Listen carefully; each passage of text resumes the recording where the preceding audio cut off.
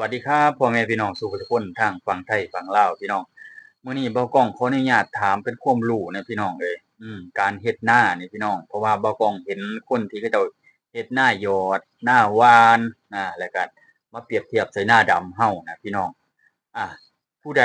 ได้เข้าหลายพี่น้องการที่เฮ็ดนาสองแบบนี้พี่น้องหน้ายอดหน้าหวานแล้วก็หน้าอันดำแบบสมัยเก่าเฮานะตั้งแต่พ่อแต่แม่เพิ่นพาเฮ็ดนะ แล้วก็แบบสมัยใหม่นะพี่น้องสมัยเก่ากับสมัยใหม่เปรียบเทียบกันนะพี่น้องอ่าว่าอันใดได้เข้าหลายหั่นนะอืมเพราะว่าบางคนบางก้องก็ได้ยินว่าหน้ายอดนี่ได้เข้าหลาย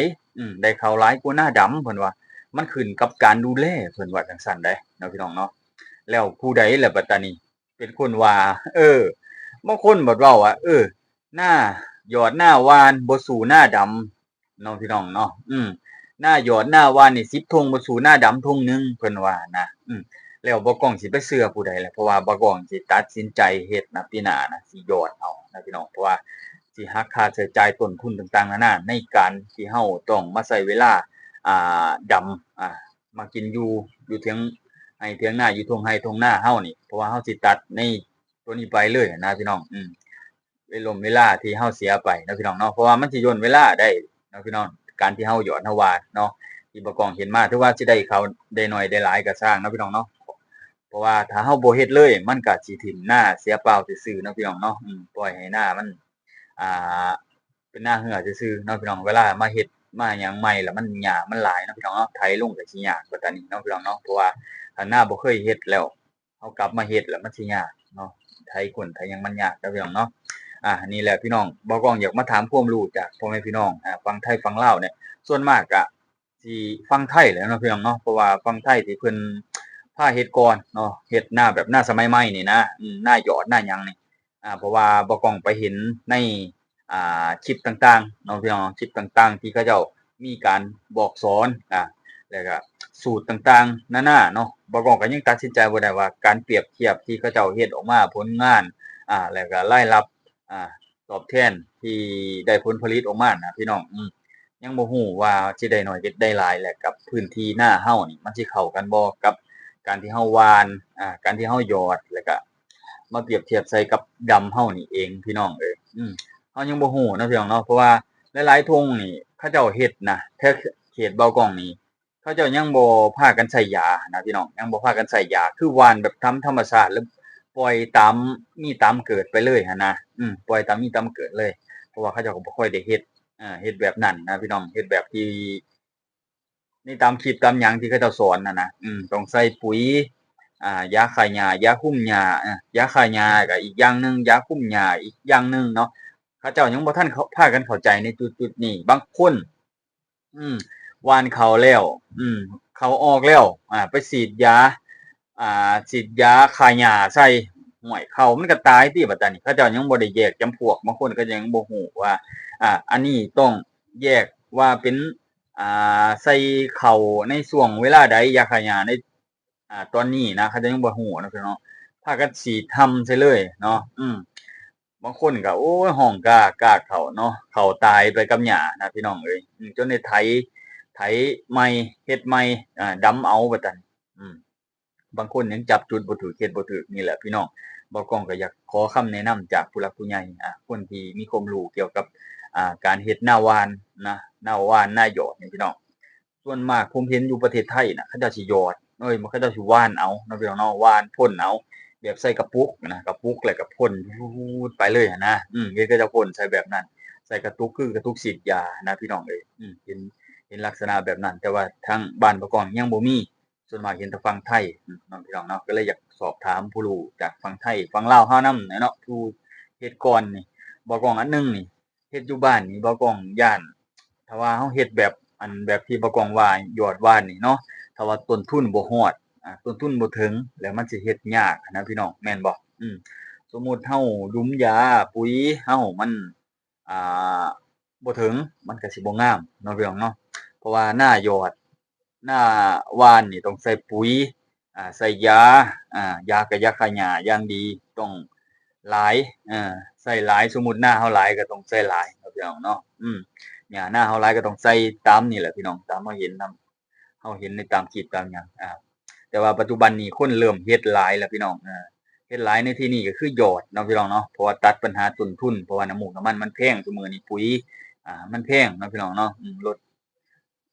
ค่าใช้จ่ายลงได้หลายเติบเนาะในการหว่านเนาะการหว่านการหยอดถ้าเฮามาดำก็มีค่าใช้จ่ายหลายอย่างหลายแนวคือกันเนาะสมมุติเฮาอยากให้เขางามก็ต้องใส่ปุ๋ยใส่ปุ๋ยหลายเสียเวลาจ้างคนสมมุตินาทุ่งใหญ่สมมุติว่าลูกหลานบ่มีนะถ้าว่าเฮ็ดเองก็สิใช้เวลาโดนนานบางคนนี่เกือบเดือนหนึ่งพู้นแหละเนาะเฮ็ดนาเด้ดำนานี่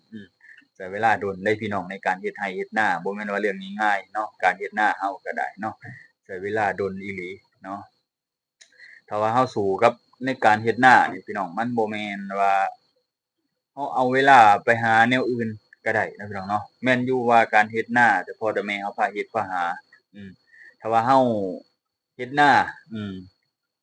แล้วเฮาบ่เฮ็ดนาไปหาเงินมาซื้อข้าวกินเฮาสิได้หลายกว่าการเฮ็ดนาบ่จักเนาะพี่น้องเนาะเออสมมุติว่าเฮ็ดนาปีหนึ่งนี่คือว่ารอบปีหนึ่งเฮามาเฮ็ดนานี่ประมาณ3เดือนนี่พี่น้อง3เดือน4เดือนเฮาได้เกี่ยวข้าวได้พี่น้อง3เดือน4เดือนเฮามาอยู่ในเฮ็ดนานี่สมมุติเฮาไปเฮ็ดงานเบิดเนาะ3-4คนนี่ไปหาเงินเบิดเลย3-4คนคนหนึ่งตกอยู่เดือนหมื่นกว่าบาทเนาะพี่น้องเนาะแล้วคูณไป4เดือนเนาะ4เดือนพี่น้องเอ้ยสิสิตกอยู่เท่าใดพี่น้องคนละ40,000เนาะอ่า4เดือนก็คนหนึ่งก็40,000เนาะพี่น้องเนาะสมมุติไล่ๆคร่าวๆเด้4คน4คนเออ4 4 16แม่นบ่พี่น้องอืม4 4 16เลยเนาะแม่นบ่ตกเลขเด้อพี่น้องตกเลขเนาะ40,00016ก็แสนกว่าบาทเลยได้พี่น้องสมมุติไปหา4คนได้หาเบิดเลยได้น่ะมาซื้อข้าวกินเนาะบ่เกิน2-3มื้อน่ะกินบ่เบิดพี่น้องเอ้ยนี่แหละเนาะมันก็เลยเก็บมาคิดซุมื้อนี้พี่น้องบ่ต้องให้พากันมาเฮ็ดงานแล้วก็สิตัดต้นทุนค่าใช้จ่ายแล้วตัดเสียเวลาอะนะมาเฮ็ดนานะเพราะว่าคันว่าสิจ้างคนดำนี่โอ้แฮ่งเสียค่าใช้จ่ายหลายปีหน้ามีแต่หว่านเอามีแต่หยอดเอาแล้วก็จบเลยก็เลยอยากถามพ่อแม่พี่น้องเพราะว่าบ่ต้องไปหาข้อมูลมาหลายอย่างหลายแนวคือกันเนาะไปหาข้อมูลมาในทางที่แบบที่เขาเจ้าเฮ็ดนะคนที่เขาเจ้าประสบความสำเร็จมานะที่เขาเจ้าว่าได้เข้าหลายอะนะบางคนนี่บ่ต้องซาเบิ่งแล้วหลักๆเลยนี่อยู่นำยาฆ่าหญ้าเนาะพี่น้องเนาะยาฆ่าหญ้าอยู่นำยาฆ่าหญ้ากับอยู่นำปุ๋ยนี่การที่เราจะใส่ปุ๋ยค่า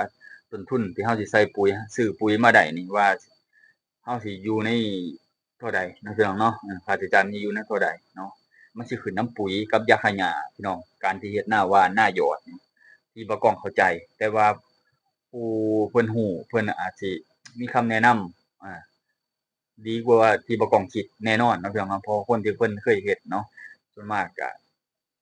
คนที่เขาเจ้าได้เข้านี่ปีก่อนปีกายนี่สิอยู่พู้นน่ะหญ้าบ่มีพอต้นอยู่ในนาเขาเจ้าแต่เขาเจ้าบ่ได้บอกดอกว่าใช้ยาฆ่าหญ้าอิหยังเขาเจ้าก็อยากย้านได้ลื่นหั้นนะตามบ่ต้องเบิ่งย้านได้ลื่นบอกก็บ่ได้บอกความจริงดอกโอ้เขาก็ใช้คือปกติหั้นแหละเพิ่นว่าจั่งซั้นนะก็เลยแบบเขาเจ้าบ่ค่อยอยากบอกความจริงหั้นนะพี่น้องเอ้ยก็เลยแบบงงๆคือกันกับการที่เขาเจ้า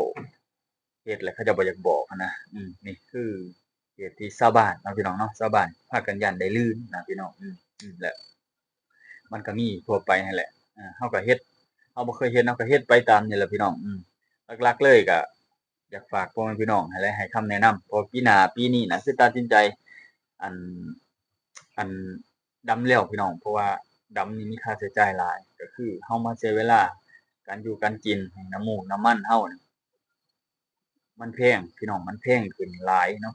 ซุมื้อนี้มันแพงขึ้นหลายเพราะว่าลิตรหนึ่งก็มัน30กว่าพันน่ะมันก็ตกอยู่50กว่าบาทอะลิตรหนึ่งน้ำมันน้ำมันโซล่าร์น่ะพี่น้องน้ำมันกระส่วนนะคืออยู่ลาวเอิ้นกระส่วนเนาะเพราะว่าใช้รถไถนานี่พี่น้องเอ้ยเพราะว่าเราไถก็ต้องไถให้มันละเอียดคาดก็ให้คาดละเอียดเพื่อเราต้องดำเองแม่นบ่พี่น้องเราบ่ได้จ้างเขาคนอื่นดำเนาะเราก็บ่ได้จ้างคนอื่นเฮ็ดอีกเราเฮ็ดเอง ถ้าว่าจ้างแฮ่งเบิดหลายพี่น้องในการเฮ็ดนาเนาะไถนาเฮ็ดนาพี่น้องเอ้ยนี่แหละพี่น้องก็ประมาณนี้บ่ก้องก็เบิดคำสิว่าแล้วเนาะพี่น้องเนาะมีแต่อยากให้พ่อแม่พี่น้องให้คำแนะนำหั้นแหละจากใจและก็เรื่องจริงเด้อพี่น้องเด้อเพราะว่าการที่จะมาปรับใช้ซุอย่างซุแนวบ่ก้องก็ได้ คำแนะนำจากพ่อแม่พี่น้องที่เพิ่นให้กำลังใจน่ะหลายแรงพี่น้องเอ้ยเอาพี่น้องเอ้ยเอาประมาณนี้เด้อ